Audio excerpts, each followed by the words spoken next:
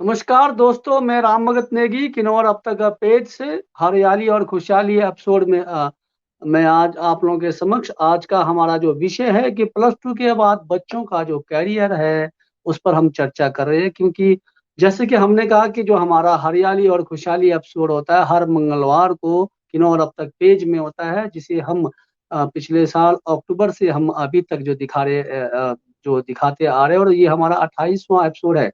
तो हमारे किन्नौर अब तक पेज से जितने भी हमारे जो दर्शक हैं उनसे निवेदन करता हूँ, कृपया इस पेज को ज़्यादा से ज़्यादा शेयर करें और ज़्यादा से ज़्यादा भागीदारी बनने के लिए आप अपना योगदान अहम भूमिका निभाएं।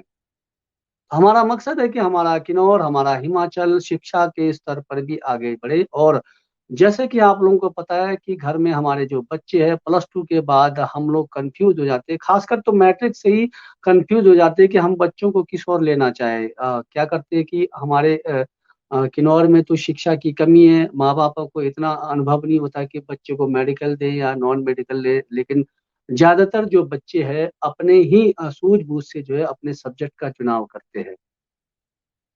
पंडित अंजलि जी, एमसीएन जी, शुभ संध्या। आपका बहुत बहुत आभार, अब हमारे पेज के साथ जुड़े हैं अंजलि जी।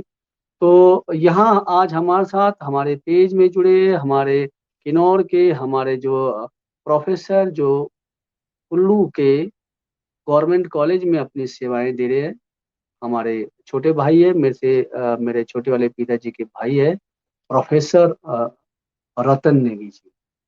तो मैं आप लोगों का इस ओर आकर्षित और इस ओर ध्यान दिलाना चाहता हूँ कि आखिर बच्चों को प्लस टू के बाद कौन सी जो है सब्जेक्ट चुने, और बच्चों को प्लस टू के बाद किस किस कैरियर में हम ढाल सकते हैं।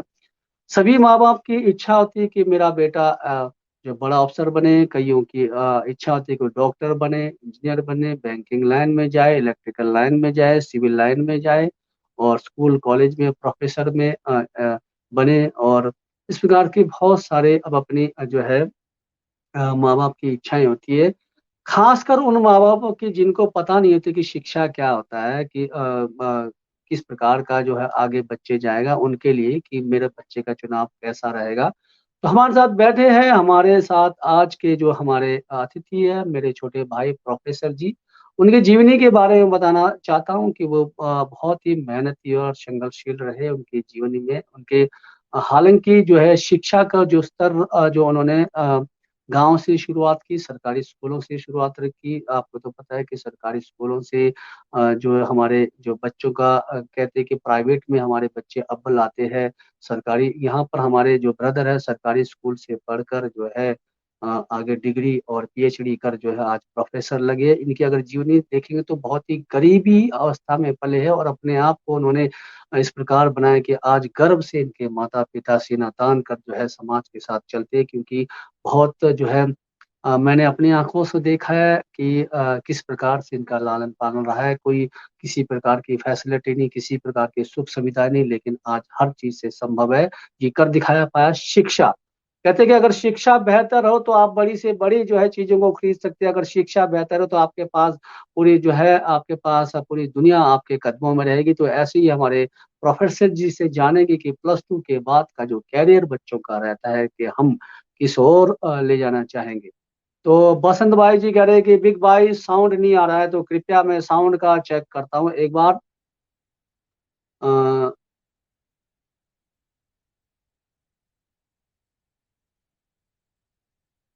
एक बार साउंड की गतिविधियां देखते हैं आपके।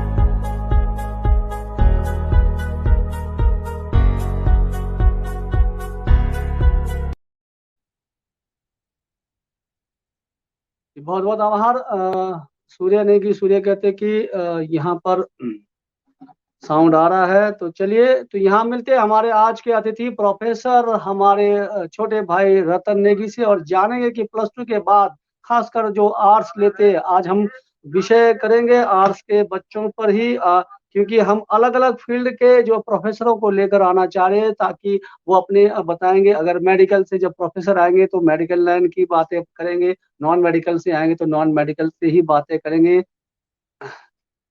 सूर्या नेगी, हमारे पेमेंट का भी बात करना प्लीज़, मंथ भी लग गया है अब। तो चलिए, आपकी कंपनी की और हम पेमेंट की बात करते हैं। तो मिलते हैं हमारे आज के अतिथि, हमारे छोटे भाई से। जैसे कि इस एपिसोड में हर बार की तरह हमारे साथ जुड़े रहते हैं मैडम रंजना जी, थोड़ी देर के बाद जुड़ेंगे और वो अपनी प्रतिक्रिया रखेंगे, अपने सवाल हमारे आज के अतिथि के साथ रखेंगे। तो हमारे अतिथि से आपने कोई भी सवाल पूछना हो करियर से संबंधित, और प्लस 2 के बाद अगर आर्ट्स आपके बच्चों ने आर्ट्स लिया है तो क्या-क्या संभावना है अलग-अलग फील्ड में। तो मिलते हैं हमारे प्रोफ़ेसर रतन नेगी जी से। रतन जी, आपका हमारे किन्नौर अब तक पेज में हार्दिक स्वागत है, हार्दिक बधाई। धन्यवाद जी, बहुत-बहुत धन्यवाद आपका। छोटे भाई जी, आप हमारे जो किन्नौर के शान हो और किन्नौर को प्रमोट कर रहे हो। हमारे कुल्लू में आप असिस्टेंट जो है प्रोफेसर लगे हो, इसके लिए बहुत-बहुत बधाई इस पेज के द्वारा। बहुत-बहुत धन्यवाद भैया। चलिए, हम यहाँ मेरे साथ जो बैठे हैं कुल्लू से, हमारे किन्नौर से भाई, हमारे छोटे भाई चगांव से है, हमारे रतन सिंह नेगी जी, जो कुल्लू के कॉलेज में, गवर्नमेंट कॉलेज में अपनी सेवाएं दे रहे हैं, और इनका जो जीवनी संघर्ष जो मैंने बताया, बहुत ही इस प्रकार की जीवनी रही है, गरीबी अवस्था में रही है, और शिक्षा ऐसी थी कि सरकारी स्कूलों से, और आज वो प्रोफेसर बने हैं। हमारे किन्नौर के लिए गर्व की बात है। तो आपका स्वागत करते हुए मैं आपसे चंद सवाल यही जानना चाहूँगा। सबसे पहले आपको शिक्षा को लेकर आप अपनी थोड़ी-सी प्रतिक्रिया बताएँगे कि आपकी शुरुआती शिक्षा कहाँ से रही, और कैसे-कैसे आपने अपने इस पड़ाव को यहाँ तक पहुँचाया, और किन-किन टेस्टों को लेकर क्या-क्या परेशानियाँ रही आपको आपकी पढ़ाई से लेकर संबंधित? क्या आपको स्कॉलरशिप मिलता या नहीं मिलता था? क्या आप बगैर स्कॉलरशिप के आगे बढ़े? पहले आप अपनी थोड़ी-सी जीवन परिचय बताएँ, ताकि लोगों को पता चलेगी कि एक सरकारी स्कूल से निकला हुआ बच्चा, एक गरीब घर से निकला हुआ बच्चा अपने किन्नौर को प्रमोट कर रहा है, और प्रोफ़ेसर के रूप में जो सेवाएँ दे रहा है हमारे कुल्लू में। तो आपका स्वागत है। धन्यवाद भैया। जहाँ तक आपका सवाल था कि जो मेरी एजुकेशन कहाँ से हुई है, किस तरह से हुई है, तो मैं सभी दर्शकों को बताना चाहूँगा कि जो प्राइमरी एजुकेशन हमारे गाँव चगांव से हुई है, उसके बाद जो है हाई स्कूल चगांव से ही मैंने पास की है फर्स्ट डिवीज़न के साथ। उसके बाद क्योंकि हमारे गाँव में 10th के बाद जो है स्कूल नहीं था, प्लस 2 के स्कूल नहीं थे, तो ये नियर जो गांव था हमारा गवर्नमेंट सीनियर सेकेंडरी स्कूल उर्नी, वहाँ से मैंने प्लस 2 की जो एजुकेशन है वहाँ से प्राप्त की। और मेरा जो सब्जेक्ट मुख्य रूप से प्लस 1 और प्लस 2 में जो था वो था हिस्ट्री और पॉलिटिकल साइंस। तो बहुत सारे सवाल आते हैं, बहुत सारे ज़हन में आते हैं कि विषयों के बारे में, कौन से ऐसे विषय हैं जिनको जो है स्टूडेंट को पढ़ना चाहिए और कौन से विषयों पर जो है आगे स्कोप है। तो मेरा सिंपल सा आंसर यही होता है कि हर विषयों पर ही बहुत सारे स्कोप हैं, और ये डिपेंड करता है कि अपने ऊपर उन विषयों को किस तरह से गहनता से आप अध्ययन करते हैं और उसमें आपका इंटरेस्ट है या नहीं है, ये सारी चीज़ें जो है डिसाइड करती है। तो जैसे ही मेरी एजुकेशन उर्दू स्कूल से हो रही थी, जब मैं प्लस 1 में था तो मैंने पॉलिटिकल साइंस रखा था और हिस्ट्री रखा था।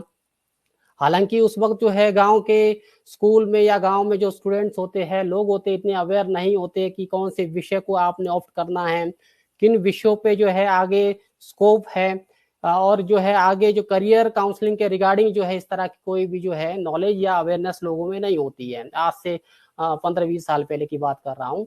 तो जो हमारे बड़े भाई थे उनकी जो है सलाह थी कि जो है आर्ट्स का विषय रखना है तो आपको ये विषय होते हैं, इतिहास का विषय होता है और पॉलिटिकल साइंस का विषय होता है, फिजिकल एजुकेशन होती है, हिंदी और इंग्लिश आपका कंपलसरी होता है। तो उनके कहने पे जो है मैंने जो है हिस्ट्री और जो है पॉलिटिकल साइंस ऑप्ट किया। हालांकि इतिहास में तो मुझे रुचि जो है 10th तक मुझे अच्छी उसमें रुचि थी। उसके बाद जो है वो मुझे जो है इतिहास का जो विषय है वो, हालांकि जाहिर सी बात है कि प्लस टू में भी उसमें इंटरेस्ट होगा। और जहाँ तक पॉलिटिकल साइंस का जो अगर हम बात करें तो मुझे जो है प्लस वन में जो है इंटरेस्ट नहीं था, और ये सोचा था कि जो है इस विषय को मुझे छोड़ देना चाहिए, और इस विषय को जो है उसमें मैं अंडरस्टैंड नहीं कर पा रहा हूँ। तो हालांकि क्या हुआ कि पूरे हमारे वहां पर हाउस एग्जाम हुआ था, और हाउस एग्जाम में गलती से क्या हुआ कि मैं, पूरी क्लास में एक ही स्टूडेंट था कि वो जो है पास हुआ था, ओनली एक ही स्टूडेंट, और वो मैं था। हालांकि मुझे उस विषय पे ज्यादा इंटरेस्ट नहीं था, परंतु क्या हुआ कि बाय इंसिडेंट जो है मैं जो है क्लास में जो है टॉपर, और साथ ही साथ एक स्टूडेंट पास हुआ। तो उससे कहीं ना कहीं मेरे उस विषय के प्रति जो है मेरी जिज्ञासा या मेरा जो इंटरेस्ट वो क्रिएट हुआ। तो मैं देखता हूँ कि आज के समय में भी जो है मैं उसी को विषय को पढ़ा रहा हूँ, जो विषय जो है मुझे प्लस वन में या जो है 10th तक के जो सब्जेक्ट होते हैं, सिविक जो सब्जेक्ट होते हैं, उसमें मुझे जो है इंटरेस्ट नहीं था। तो इंटरेस्ट जो है कहीं ना कहीं कोई ऐसी मोड़ आती है जीवन में या स्टूडेंट लाइफ में, उसमें आपके टीचर का महत्वपूर्ण भूमिका होती है। अगर टीचर आपको बेस्ट तरीके से पढ़ाते हैं, आसानी से उस विषय के बारे में जो है आपको बताते हैं, तो उसमें इंटरेस्ट क्रिएट हो सकता है। तो जहां तक इंटरेस्ट उस किसी भी विषय में होगा तो आप जो है उस विषय को बेहतर तरीके से कर सकते हैं। और जैसे आपका जो सवाल था कि जो है उसके बाद जो एजुकेशन सिस्टम के बारे में बताया, तो उसके बाद जो है रतन जी, इससे पहले हम आपसे और जानेंगे, जैसे कि आपने कहा कि आप इकलौते जो उस समय निकले थे, और आपका जो हिस्ट्री और पॉलिटिकल जो साइंस था, आपका जो रुझान था, तो कहीं ना कहीं जैसे प्लस टू के बाद का आपको ये ध्यान में आया कि इसके बाद का क्या इसमें सोर्स है कि नहीं है, ये आपको अनुभव था कि क्या मैं आगे इतना सफलता की ओर जाऊंगा, इस पर आप थोड़ा सा ध्यान दें उस समय की परिस्थिति को देखकर। उस वक्त तो इन विषयों पर ज़्यादा जो है मुझे नॉलेज तो नहीं था, परंतु इंटरेस्ट ज़रूर था कि इन विषयों को मुझे जो है पढ़ के मुझे अच्छा लग रहा है, और इन विषयों को जानकारी जो है प्राप्त करना चाहिए। और मेरा ये मानना था और मेरी ये समझ थी कि जो है अगर मैं पढ़ूंगा तो यही विषय पढ़ूंगा, पॉलिटिकल साइंस ही पढ़ूंगा। उसके साथ जो है मुझे या हिस्ट्री कॉम्बिनेशन में पढ़ना पड़े या ज्योग्राफी, कोई भी ऐसा विषय पढ़ना पड़े, तो सिर्फ जो है मैं पढ़ूंगा ही पॉलिटिकल साइंस। तो वो जो है मुझे जो है जो प्लस टू में जो इंटरेस्ट क्रिएट किया, वो आज तक जो है मुझे उस विषय की ओर जो है अपने आप को जो है आकर्षित कर रहा है। तो वो बहुत मायने रखती है। मैं दर्शकों को बताना चाहता हूं कि ये उस समय का दौर था जब गाइडलाइन नहीं हुआ करती थी, किसी प्रकार का कोई परिवार से सहयोग नहीं मिल पाता था, क्योंकि तकरीबन शिक्षित वर्ग जो है इतना नहीं हुआ करते थे तब के टाइम में। आजकल तो आपके टाइम में करियर के लिए बहुत सारे साधन हैं। अगर आपके पास लगन हो, मेहनत हो, फोन के द्वारा आप हर चीज को चुन सकते, चाहे टेक्निकल फील्ड चुनना हो, चाहे सिविल फील्ड चुनना हो। यहाँ बहुत सारे ऐसे करियर खुल चुके हैं, लेकिन फिर भी किन्नौर की बात करेंगे तो किन्नौर में अभी भी करियर को लेकर चिंतित का विषय है, क्योंकि बहुत सारा ऐसे जो हमारा वर्ग है अभी भी शिक्षा में अव्वल तो आते हैं, लेकिन करियर का चुनाव नहीं कर पाते हैं। क्या करते हैं कि बेसिकली जो गलत चुनाव होने से कारण जो है, जो उनका अस्तित्व जो बिगड़ जाता है और घरों में पड़े रहते हैं, और फिर बेरोजगार का जो है एक जो जो पिट्ठू अपने उस पर उठा के रखते हैं, और सरकार को दोषी ठहराते हैं कि कहीं ना कहीं जो आपने ट्रेनिंग की होती है उसके रोजगार होते हैं, लेकिन वो हमारे किन्नौर में अव्वल नहीं है। जैसे आप अगर मैं इलेक्ट्रिकल या मैं आपको नॉन मेडिकल साइड से बताता हूँ, कई लोगों ने हमारे किन्नौर में जो है बहुत सारे जो है इंजीनियरों की बहुत सारे घर घर में, हमारे मुझको लगता है कि हर गांव में आज के टाइम में इंजीनियरिंग किए हुए बहुत सारे बच्चे हैं। लेकिन अगर आप उस पर सर्वे करेंगे तो वो इंजीनियर इस प्रकार के कि उन्होंने उस फील्ड को पकड़ानी है, अलग अलग फील्ड के है। कोई मास कम्युनिकेशन का है, कोई कोई कंप्यूटर साइड से है, कोई डिजाइनिंग साइड से, इस प्रकार का जो है इंजीनियरिंग करके घर बैठे। क्योंकि ये जो रोजगार है हमारे किन्नौर में नहीं है, और इस रोजगार को करने के लिए किन्नौर से बाहर जाना पड़ता है, और हमारे को फिर हिमाचल से बाहर जाना पड़ता है। तो इसलिए हम गलत जो सब्जेक्ट को चुनते हैं, और जिस वजह से हम बेरोजगार बनते हैं, और फिर हम उस बेरोजगारी का जो ठीकरा जो है सरकार पर फोड़ते हैं, रोजगार नहीं है।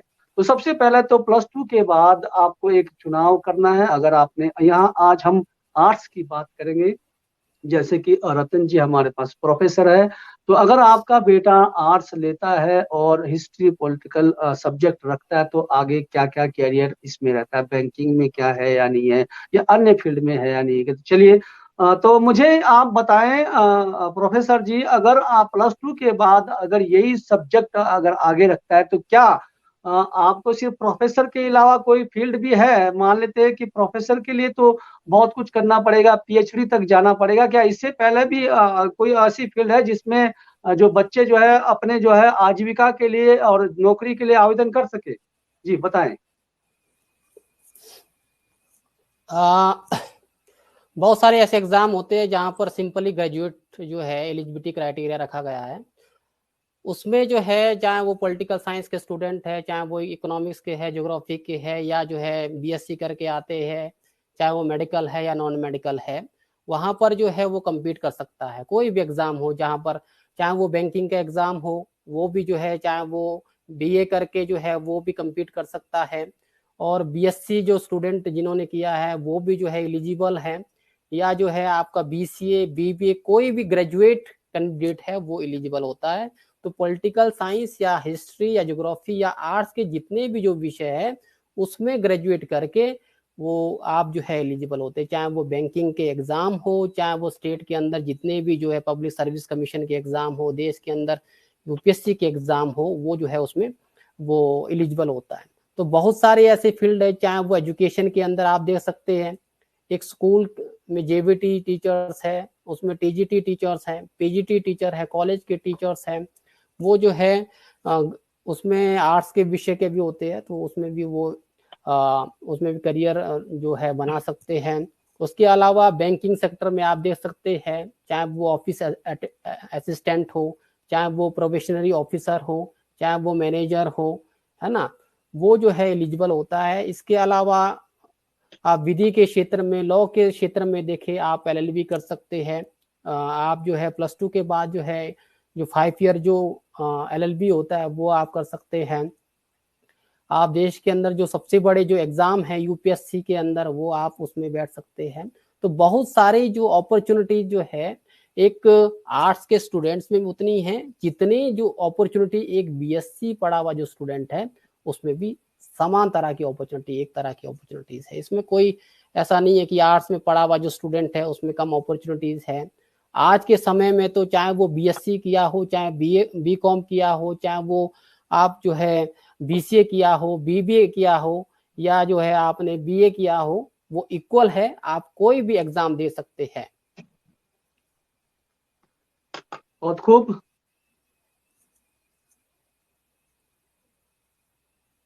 हमारे साथ बैठे हैं आज के हमारे अतिथि प्रोफेसर हमारे रतन नेगी जी, जो कुल्लू में सेवाएं दे रहे हैं, हमारे किन्नौर के जगहों से है। तो आप लोगों का कोई भी यहाँ पर हमारे प्रतिक्रियाएं हमारे प्रोफेसर जी से रखना हो तो जरूर जो है अपनी प्रतिक्रियाएं रखें। यहाँ पर मीना कश्यप जी कहते हैं, कोई भी मीना कश्यप जी कहते हैं कि सर +2 के बाद सिविल सर्विस की तैयारी कैसे करें? तो इन्होंने एक सवाल रखा है कि +2 के जी बाद सिविल सर्विस की तैयारी क्या करे, इसके लिए क्या कोचिंग लेना जरूरी रहेगा, और क्या इसके लिए भी ग्रेजुएट होना बहुत जरूरी है? इस पर आप जरूर बताएं। जी जी। जो खासकर करियर काउंसलिंग के रिगार्डिंग जो हमारे जो अर्बन एरिया है वहाँ पर जो स्टूडेंट करियर ओरिएंटेड नहीं होते हैं, और पेरेंट्स भी जो है इतने पढ़े लिखे नहीं होते कि अपने जो बच्चों को गाइड कर सके। और खासकर बच्चे एक दूसरे के देख दिखाए में, एक दूसरे के जो है कहने पर जो है वो सब्जेक्ट ऑप्ट करते हैं, और बाद में क्या होता है कि वो उन विषयों को ऑप्ट नहीं करते जिन विषयों पे उनका इंटरेस्ट हो, या दूसरे ऐसे विषयों पर जो है ऑप्ट करते हैं उसमें जो है आगे जो है स्कोप नहीं होता है।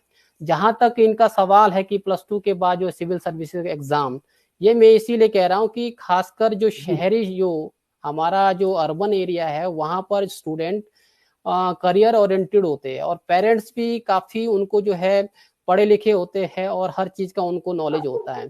तो वो अपनी सिविल सर्विस का एग्जाम या कोई भी एग्जाम जो है वो स्कूल टाइम से ही वो शुरू करते हैं, वो कोचिंग करते हैं, और जो है वो गाइडेंस, प्रॉपर गाइडेंस के अनुसार वो जो है पढ़ाई करते हैं, है ना, कोचिंग करते हैं, और उनको विषयों के बारे में जो है अच्छी नॉलेज होती है, किन विषयों को जो है पढ़ के उन विषयों पर जो है अच्छा बेहतर कर सकते हैं, या जो है उनको आगे जो है जो अपॉर्चुनिटीज है, करियर अपॉर्चुनिटीज है, उनके बारे में ज्यादा जो है नॉलेज उनको एज कंपैरिजन टू जो हमारा जो रूरल एरिया है, गांव का क्षेत्र है, जो गांव के बच्चे हैं उनसे ज्यादा होते हैं। इसीलिए शहरों के बच्चे हमेशा जो है वो, चाहे वो कोई भी एग्जाम हो, कोई भी कॉम्पिटिटिव एग्जाम हो, उसमें वो बेहतर करते हैं। तो इनका सवाल है कि +2 के बाद जो है सिविल सर्विसेज का एग्जाम की प्रिपरेशन के बारे में, ये खासकर जो शहरी क्षेत्र है वहां पर बच्चे स्कूल टाइम से ही जो है इन बड़े जो टेस्ट है, चाहे सिविल सर्विसेज के जो एग्जाम है, उनकी तैयारियां करते हैं। और ये कोई जो सिविल सर्विसेज का एग्जाम है खासकर 1 साल या 2 साल तैयारी करके जो है वो क्लियर नहीं कर सकते हैं। आज बहुत सारे ऐसे लोग हैं जो ये कहते हैं कि हमने फर्स्ट अटेम्प्ट में जो है सिविल सर्विस की परीक्षा पास की या जो है टॉपर बने। ऐसा पॉसिबल नहीं है, या बहुत कम जो है चांसेस रहते हैं। और वो बच्चे क्या होते हैं कि स्कूल टाइम से ही उनकी तैयारियां करते हैं, उनकी कोचिंग करते हैं और अंडर गाइडेंस वो जो है पढ़ाई करते हैं। तो इसीलिए वो जो है फ्रेश टाइम में या फर्स्ट अटेम्प्ट में या 1-2 साल में जो है वो सिविल सर्विस के एग्जाम को क्लियर करते हैं। और शहर जो गांव का बच्चा पहले तो ग्रेजुएशन करेगा, ग्रेजुएशन के बाद जो है उसको समझ आएगा कि मुझे क्या करना है, उसके बाद वो सोचना शुरू कर देगा। फिर वो जो है रिसोर्सेज को जनरेट करेगा, वो बुक्स को कलेक्ट करेगा या रिसोर्सेज को जनरेट करेगा, तब तक उसको 1-2 साल ऐसे ही वेस्ट हो जाता है।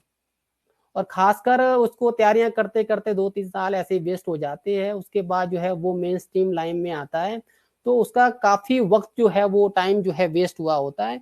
और ये शहरी के जो शहर के जो क्षेत्र के बच्चे हैं वो काफी पहले से तैयारी करते हैं। तो इसमें जो +2 के बाद जो है सिविल सर्विस के एग्जाम जो है वो तैयारी करते हैं, बहुत सारे स्टूडेंट करते हैं।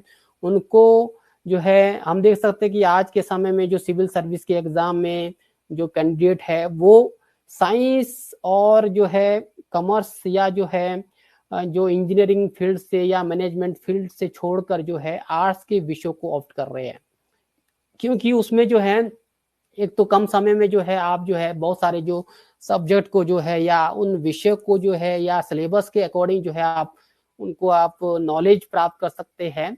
और दूसरा ये है कि वो स्कोरिंग सब्जेक्ट्स है। और आप देखेंगे कि जनरल स्टडी के अंदर खासकर जो आपके आर्ट्स के जो विषय है, चाहे वो पॉलिटिकल साइंस का है, चाहे वो हिस्ट्री का है, चाहे ज्योग्राफी का है या इकोनॉमिक्स का है, इन सारे विषयों का जो है क्वेश्चन उसमें आते हैं। तो इससे ज्यादा फायदा आर्ट्स के जो स्टूडेंट्स हैं उनको ज्यादा फायदा होता है सिविल सर्विस के एग्जाम में या जनरल स्टडी में हम कहें। अगर किसी जो स्टूडेंट ने बी कॉम किया है तो उसका ज्यादा इतना फायदा नहीं है, उसको दोबारा शुरू से ही जो जनरल स्टडी है उसकी प्रिपरेशन करनी पड़ेगी, शुरू से ही जो उसको एनसीईआरटी की जो है किताबें पढ़नी पड़ेगी। तो इसमें सबसे पहले तैयारी करने के लिए अगर कोई जो कैंडिडेट अगर सिविल सर्विस की एग्जाम की तैयारी करना चाहता है तो उसमें सबसे पहले उसको जो सिलेबस है उसको डाउनलोड करना चाहिए, सिलेबस को पढ़ना चाहिए कि कौन कौन से जो विषय है, कौन कौन से सब्जेक्ट के जो है या कितने पेपर होते हैं, उसका क्राइटेरिया क्या है, उन विषयों को जो है उसको बारीकी से समझे। और साथ ही साथ बहुत सारे जो स्टूडेंट्स ये गलती करते हैं कि आफ्टर एग्जाम के बाद अगर उनके जो रिजल्ट पास हो जाते हैं वो किताबें फेंक देते हैं, अक्सर ये गांव में देखा जाता है। तो हम सजेस्ट करते हैं कि आप उन किताब को कलेक्ट करके रखिए और उसको जो है फ्री टाइम में पढ़ते रहिए। ये नहीं कि आपने 10th की परीक्षा पास कर ली तो उसके बाद छोड़ दिया, आपने पढ़ना ही छोड़ दिया उन किताबों को। आप 7th की किताबों को पढ़िए, 8th की किताबों को पढ़िए, 9th किताबों को पढ़िए, क्योंकि वो बेसिक हैं। सिविल सर्विस के एग्जाम में सबसे पहले ये एडवाइस किया जाता है कि आप एनसीईआरटी की किताब को पढ़िए। और एनसीईआरटी की किताब जो हमारे हिमाचल प्रदेश बोर्ड जो एजुकेशन बोर्ड की जो किताबें हैं वो कॉपी की गई है, उनको पढ़ सकते हैं। वो भी जो एनसीईआरटी का जो सेम जो आपका जो बुक्स है उसको कॉपी किया गया है। तो वो इसका एक बेसिक जो हम ये कह सकते कि एक आधार है सिविल सर्विसेज का। किसी भी एग्जाम को क्लियर करने के लिए सबसे पहले जो एनसीईआरटी की किताब या Himachal Pradesh school education board की जो किताबें हैं, चाहे वो मैथ की किताब हो, चाहे वो साइंस की किताब हो, चाहे वो ज्योग्राफी की किताब हो, चाहे वो हिस्ट्री का किताब हो, चाहे वो इंग्लिश का किताब हो, कोई भी बुक्स हो, उसको जो है बारीकी से पढ़िए, और आपको क्या होगा कि आप उन विषयों को गहराई से जो है समझ पाएंगे, उन विषयों को अंडरस्टैंड कर पाएंगे, तो उससे आपका बेसिक जो कंसेप्ट है वो क्लियर हो जाएगा। तो आपको जो है आगे जो है कोई जो है ज्यादा मेहनत करने की आवश्यकता नहीं होगी। तो कोई भी चाहे वो सिविल सर्विस एग्जाम हो, चाहे कोई भी एग्जाम हो, जहां पर जनरल स्टडी के सवाल पूछे जाते हैं, तो उसमें जो आप जो है जो एनसीईआरटी की किताब है या हिमाचल बोर्ड की जो किताब है उसको बारीकी से पढ़िए। जैसे कि हमारे अतिथि ने कहा कि आपको सिविल सर्विस के लिए आर्ट्स का जो है बहुत महत्वपूर्ण रहता है, और उसके बाद इन्होंने कहा कि एनसीईआरटी की बुक्स और हिमाचल की बुक्स का जो है उसको डाउनलोड करें, और साथ में उन्होंने कहा कि जो आपके बेसिक जो सब्जेक्ट है, चाहे आपने पांचवी से लेकर जो भी छोड़ा है या छठी सातवीं से जो भी है, आप वहां से शुरुआत करें और अपनी पुस्तक को छोड़े नहीं। तो ये बेहतरीन आपने यहाँ पर मैसेज दिया है। तो यहाँ पर जो प्रतिक्रिया आई थी मीना कश्यप जी, आप समझ गए होंगे कि आपको किस प्रकार से तैयारी करनी है। आपको जो हमारे प्राइमरी लेवल के जो सब्जेक्ट है और मिडिल लेवल के सब्जेक्ट है, हाई लेवल के सब्जेक्ट है, उनको भी बेसिक मानते हुए उनको चलना है। और अपने आपके लिए शुभकामनाएं। अगर आप इस ओर सोच रहे हो तो आप जो है बेसिक तैयारी भी करते रहें, और जो भी बुक्स है एनसीईआरटी का डाउनलोड करके आप जो उसकी तैयारी करें। तो चलिए और अन्य अतिथियों से जी। इसके साथ में कहना चाहूंगा कि कोई भी एग्जाम है उसमें आप मैथ, 10 तक के मैथ है उसको कंसेप्ट क्लियर करें। 10 तक के साइंस है उसको आप पढ़िए। आपका जो है सिविल, जो आपका पॉलिटिकल साइंस है या ज्योग्राफी है, हिस्ट्री है, इकोनॉमी, इन सारी चीजों को पढ़िए। खासकर बच्चे क्या करते हैं कि आफ्टर 10th के बाद ये सोचते कि मैथ बहुत टफ सब्जेक्ट है, उनको छोड़ देना चाहिए, और इंग्लिश है कि इनको छोड़ देना चाहिए या उन पे जो है उनकी रुचि नहीं होती है। तो मैं ये कहना चाहूंगा कि इन्हीं विषयों पर ही आगे स्कोप है। आप सिविल सर्विस एग्जाम देंगे, उसमें जो सीसेट का एग्जाम है वहां पर भी जो मैथ के सवाल पूछे जाते हैं, इंग्लिश के सवाल पूछे जाते हैं, रीजनिंग के सवाल पूछे जाते हैं। तो उसके लिए आपको जो है 10th तक के जो सब्जेक्ट है इंग्लिश के या जो है आप मैथ के हैं उसको पढ़ने की आवश्यकता है। और इसके साथ साथ जो करंट अफेयर है वो जो है उसमें जो है जुड़े रहने की आवश्यकता है। देश दुनिया के अंदर जो है क्या क्या घटनाएं घट रही है, चाहे वो देश के अंदर हो चाहे वो जो है अंतर्राष्ट्रीय स्तर पर जो घटनाएं हैं, उसको अप टू डेट जो है रहने की आवश्यकता है। तो इसके लिए आप जो है कम से कम एक न्यूज़पेपर जो है आप कोई भी इंटरनेशनल या नेशनल जो न्यूज़पेपर है उसको पढ़ने की आवश्यकता है। और कोई मैगजीन्स है, जर्नल्स है, कुरुक्षेत्र मैगजीन्स है, आपके योजना मैगजीन्स है, और बहुत सारे जो मैगजीन्स है जो मंथली आते हैं तो उनको पढ़ सकते हैं। आप टेलीविज़न का सहारा ले सकते हैं, आप ऑल इंडिया रेडियो का सहारा ले सकते हैं। टेलीविज़न में आप जो है राज्यसभा टेलीविज़न देख सकते हैं, लोकसभा टेलीविज़न देख सकते हैं, जहाँ पर डिफरेंट डिफरेंट जो विषय है उनके जो एक्सपर्ट बुलाते हैं, तो उनके जो राय, उनके जो जो ओपिनियन है उसको आप जो है सुनकर, उनको आप समझकर जो है आप अपना बेसिक जो कंसेप्ट है वो क्लियर कर सकते हैं। इसके साथ जो एसए का क्वेश्चन आता है तो उसमें जो है जो बर्निंग इश्यूज है आप जो है उससे अपडेट रहने की आवश्यकता है। और इसके अंदर साइंस के सवाल आते हैं, उसमें आप इकोनॉमिक्स के सवाल आते हैं, ज्योग्राफी के, और तमाम जो विषय है सोशल साइंस के जितने भी विषय है उनसे सवाल आते हैं। तो आपको जो है 10th तक के जो एनसीईआरटी है वो पढ़ने की आवश्यकता है। ये आपका बेस है। उसके अलावा हर विषयों के अलग अलग जो है किताबें हैं, वो किताबें आप जो है आप इंटरनेट के माध्यम से देख सकते हैं। सिविल सर्विसेज के लिए कौन सी अच्छी किताबें हैं, बहुत सारे जो लोग हैं सिविल सर्विस की जो एग्जाम क्रैक कर चुके हैं उनकी ओपिनियन देख सकते हैं। हिस्ट्री की कौन सी किताब अच्छी है ना, सुमित सरकार की किताब अच्छी है। और एंशियंट किताब कौन सी अच्छी है, माधुद हुसैन की अच्छी है। पॉलिटिकल साइंस की लक्ष्मीकांत अच्छी है। इंडियन कॉन्स्टिट्यूशन पढ़ रहे हैं तो उसमें कौन सी किताब पढ़नी है। तो जनरल सा आपको बहुत सारी चीजों करने की आवश्यकता नहीं है, आपको स्पेसिफिक उन विषयों को पढ़ना है या उन किताबों को पढ़ना है। जैसे हम कहते हैं कि बाइबल जो है, किसी भी विषय को अगर बाइबल पढ़े तो आप जो है उन विषयों को पूरा का पूरा नॉलेज आप प्राप्त कर सकते हैं। अगर इंडियन कॉन्स्टिट्यूशन को पढ़ना है तो आप जो है डीडी बसु को पढ़ सकते हैं या जो है सुभाष कश्यप को पढ़ सकते हैं। तो उसके अलावा और किताबों को पढ़ने की आवश्यकता नहीं है जो इंडियन कॉन्स्टिट्यूशन के रिगार्डिंग है। या इंडियन पॉलिटी पढ़ना है तो उसमें लक्ष्मीकांत किताब है, जो उसके अलावा और कोई किताब पढ़ने की आवश्यकता नहीं है। तो ये उन उन लोगों से ही आप जानकारी ले सकते हैं जो सिविल सर्विस के एग्जाम जो है क्रैक कर चुके हैं, तो उसमें जो है आप जो है बेहतर कर सकते हैं। जी, बहुत बहुत बहुत बहुत आभार आपका। तो दर्शकों, आपने देखा होगा कि किस प्रकार से जो है आर्ट्स में संभावना है और क्या क्या जो है आर्ट्स के द्वारा आप अपना तैयारी कर सकते हैं। बहुत सारे जैसे टीवी से लेकर, इन्होंने कहा कि टीवी में आप राज्यसभा के एपिसोड देख सकते हैं, राज्यसभा के एपिसोड के द्वारा कि अपने जो है अपने जो मुकाम के लिए जाने के लिए आप जो है अपनी पढ़ाई को जारी कर सकते हैं। तो प्रोफेसर जी, आपसे हम ये जानेंगे आपकी जो पढ़ाई का जो एक स्टैंडर्ड रहा है। एक तो आपके जो आर्थिक हालात कारण हालात जो समय का था, जो परिस्थितियां थी, तो एक जो है उस वजह से आपने जो है ज्यादातर जो पढ़ाई लाइब्रेरी में की है। तो आप लाइब्रेरी के बारे में थोड़ा सा आप अपना विशेषज्ञ मतलब बताएंगे कि विशेष लाइब्रेरी में इतनी सारी सुविधाएं मिलती है जो आप यहाँ पर कह रहे थे। जी जी।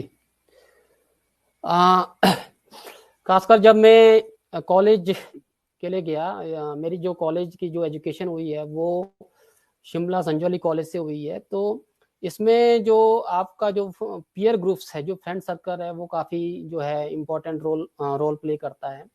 आप जिस संगति में रहते हैं तो आप उस वैसे ही बनते हैं, वैसे ही डलते हैं।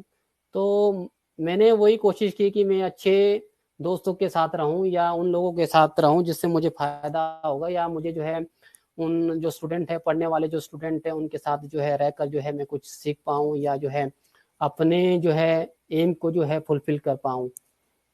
तो वहाँ पर जो है हर कॉलेजों में जो है या स्कूलों में जो लाइब्रेरी होती है तो आप जो है उसका प्रयोग कर सकते हैं। लाइब्रेरी में किताबें होती है, शायद वो किताबें हम जो है अफोर्ड नहीं कर पाएंगे।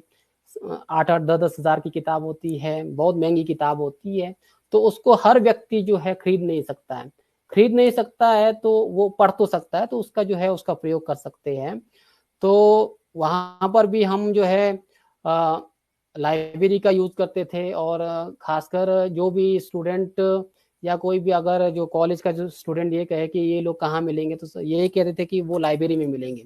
तो एटलीस्ट हम लोग वहीं, हमारा जो ज़्यादा टाइम जो था वो लाइब्रेरी में ही हम जो है व्यतीत करते थे। उसके बाद जो हायर एजुकेशन के अंदर मैं यूनिवर्सिटी गया, यूनिवर्सिटी में मेरी पॉलिटिकल साइंस में एडमिशन हुई। मैंने कहा कि वही पढ़ना था, मुझे पॉलिटिकल साइंस पढ़ना था, चाहे उसमें स्कोप हो या ना हो।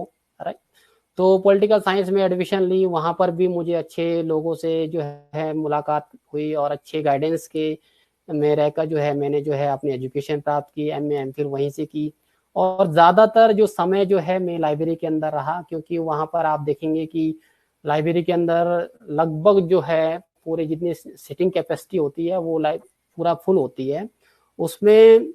और जो स्टूडेंट दिन रात मेहनत करते हैं उससे आप अपने आप को जो है मोटिवेट होते हैं, आप अपने आप को जो है ज़्यादा टाइम जो है वो आप स्पेंड करते हैं। कहते हैं ना कि आप जिन लोगों के साथ रहेंगे, जिस एनवायरनमेंट के में रहेंगे, आप वैसे ही बनेंगे। तो मुझे जो है उसका जो है फायदा हुआ। और हमारे साथ बहुत सारे ऐसे लोग थे जो दिन रात जो है लाइब्रेरी के अंदर रहते थे, 10 मिनिमम 10 घंटे से ऊपर जो है लाइब्रेरी के अंदर जो है अपना टाइम जो स्पेंड करते थे। उनके साथ जो है हमारी इंटरेक्शन होती थी, उनसे जो है बहुत कुछ सीखने को मिला। तो इसमें जो सक्सेस होता है वो अनाथ नहीं होता है। सक्सेस हमेशा जो है बहुत सारे लोगों का सहयोग होता है उसमें। तो कोई भी आप जो है आप ये कहे कि देश का प्रधानमंत्री हो या कोई भी वैज्ञानिक हो, उसमें एक ही उस अपना ही कंट्रीब्यूशन नहीं होता है। उसमें समाज के अंदर अपने पेरेंट्स का, भाई बहन का, और जो हमारे दो दोस्त हैं या जो है रिलेटिव्स हैं, उसका जो है बहुत ज़्यादा रोल होता है। तो उसमें जो मेरे फ्रेंड सर्कल थे उनका मुझे जो है ज़्यादा जो है फायदा हुआ। और हम देखते हैं कि हिमाचल प्रदेश यूनिवर्सिटी के अंदर जो मेहनत करने वाले ज़्यादातर स्टूडेंट वही होते हैं और गरीब परिवार से आते हैं। हमने बहुत सारे ऐसे स्टूडेंट देखे जो एक चप्पल के साथ जो है यूनिवर्सिटी आते थे, उनको 2 वक़्त की रोटी भी जो है उनको नहीं मिल पाती थी, और दिन को जो है वो जो ट्यूशन लगा के जो है वो अपनी जो है फीस को जो है वो जुटाते थे, और जो है खाना खाने के लिए जो है वो क्या करते थे, आप वो ट्यूशन लेते थे। तो हमने देखा कि ऐसे स्टूडेंट जो है वो आज क्लास 1 ऑफिसर बने, बहुत सारे अच्छे सेक्टर में गए, बहुत सारे ऐसे विभाग में जो है उनकी जो है सिलेक्शन हुई है। तो वो व्यक्ति जो है कुछ भी कर सकता, तो हम क्यों नहीं कर सकते हैं? उसमें एक आपस में कंपटीशन की भावना होती थी, एक हेल्दी कंपटीशन की भावना होती है। तो लाइब्रेरी के अंदर हम क्या, इससे फायदा ये होगा कि एक दूसरे को देख के आप मोटिवेट होंगे। ये जो है 10 घंटा पढ़ रहा है तो मुझे जो है 11 घंटे पढ़ना है, इससे आपका जो है आपका ग्रोथ होगा। तो ये सारी चीजें जो है मुझे उससे फायदा हुआ, और लगभग जो है हम लोग 8 या 10 घंटे जो है लाइब्रेरी में अपने जो है टाइम जो स्पेंड करते थे, और बहुत सारी चीजें को वहां से सीखने को मिला। बहुत सारे जो है लाइब्रेरी के अंदर जो रिसोर्सेज थे, किताबें थी, उनको पढ़ने का मौका मिला। तो ये सारी चीजें जो है आ, हम सभी व्यक्ति को करना चाहिए। जी। आपके वहाँ आपके लाइट नहीं है आपके हाँ पास, जी, हाँ जी। वो कुछ साधन है तो देख लीजिए, तब तक मैं यहाँ दर्शकों से बात करता हूँ। कोई कैंडल या फिर मोबाइल का अगर रोशनी लेते हैं तो। हमारे साथ जुड़े हैं प्रोफेसर रतन नेगी जी, जो हमारे गांव से हर कुल्लू में सेवाएं दे रही है। तो उन्होंने कहा कि आर्ट से संबंधित जो संभावनाएं रहती है, जैसे हम जैसे माँ बाप, हमारे जो बच्चे होते हैं, हम जो है हमें जो बेवकूफ बनाते हैं कई प्रकार के, कि मुझे ये सब्जेक्ट रखना है, मुझे वो सब्जेक्ट रखना है। तो कोशिश तो ये कीजिए, अगर आपका बच्चा बेसिक जो +1 के मैट्रिक के बाद की किस और फील्ड में ज्यादा जो है रुझान है, तो देखा देखी में हम तो कई बार ये देखते कि देखा देखी में सब्जेक्ट लेते हैं। मेरा दोस्त अगर आर्ट्स लेगा तो वो आर्ट्स रखेगा, मेरा दोस्त नॉन मेडिकल रहे तो नॉन मेडिकल रहेगा। लेकिन आप अपने बच्चों को आगे क्या सब्जेक्ट रखना चाहेंगे, इसके लिए आप अगर जो है आपके हाई सेकेंडरी स्कूल के जो टीचर है उनसे चर्चा करेंगे, तो भाई ये बच्चा किस लाइन में कैसा है इसका गतिविधियां। क्योंकि आपको तो पता है कि आज के टाइम में हमारे बच्चों को मार्कशीट तो ऐसे मिलते हैं 100 A+ से नीचे आपका बच्चा कोई भी जो है रिजल्ट नहीं लेकर आता है। लेकिन ज्यादातर हमारे बच्चे जो है प्राइवेट स्कूल में पढ़ते हैं। कोई भी प्राइवेट स्कूल का जो जो होता है जो रिजल्ट होता है, जीरो नहीं होता है। A+B+ का तो आपका रिजल्ट ही रहता है। तो इसलिए आप उन रिजल्ट को तय ना करते हुए आप अपने बच्चों को जो है कोशिश कीजिए कि जो +1 के बाद आपके बच्चे ने अगर नॉन मेडिकल रखना है, तो पहले आप अपने बच्चों, अपने जो जो स्थानीय जहाँ पढ़ रहे थे उन टीचरों से काउंसलिंग करें कि क्या ये नॉन मेडिकल रख सकता है, और फिर उसके बाद क्या ये मेडिकल रख सकता है। खाली जो है सोच समझ के प्लानिंग करें, क्योंकि आज के टाइम में जो बेरोजगारी का भी मुख्य कारण है यही है कि हम अपने बच्चों को शिक्षा नहीं दे पा रहे। और दूसरी बात, चलिए ये बेरोजगारी का अलग और मुद्दा भी है, जनसंख्या भी इसके ऊपर एक अहम एक अहम बात रही है कि जनसंख्या जितना बढ़ेगा उतना रोजगार रहेगा, रोजगार नहीं रहेगा। तो हमारा विषय था कि आज का यहाँ पर कि +2 के बाद जो है बच्चों का कैरियर क्या है। तो आर्ट से संबंधित हमारा जो कैरियर के बारे में आज हमने यहाँ पर बात की कि अगर +2 के बाद बच्चे आर्ट्स रखते हैं तो क्या है, बहुत सारी संभावना है। मैं आपका बैंकिंग से लेकर आपका आपके जो है टीचिंग लाइन से लेकर आपके सिविल से लेकर, और हर फील्ड में जो है बच्चों की सुविधाएं। तो चलिए हमारे साथ बैठे हमारे अतिथि को जानेंगे उनसे और अन्य बातें।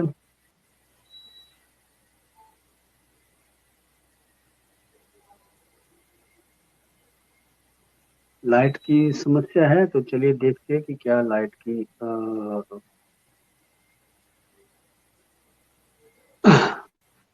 तो आप तो हमारा ये एपिसोड है जो मंगलवार का एपिसोड है, हरियाली और खुशहाली। इसमें हम बागवानी से संबंधित और कृषि से संबंधित और शिक्षा से संबंधित और कानून से संबंधित हम जो है इसमें चर्चा रखते हैं। तो अगर आप भी मैं जितने भी हमारे पेज से जुड़े हैं, अगर आप भी किसी फील्ड में हैं, डॉक्टर है, प्रोफेसर है, और यहाँ पेज में आकर जो है जो इस प्रकार का जो है गतिविधियों में भाग लेकर बच्चों के कैरियर पर चर्चा करना चाहते हैं, तो जरूर मुझे जो है यहाँ पर संपर्क करें। स्क्रीन पर हमारे नंबर होते हैं। तो चलिए, आपका पुनः स्वागत है प्रोफेसर जी। धन्यवाद जी, तो धन्यवाद।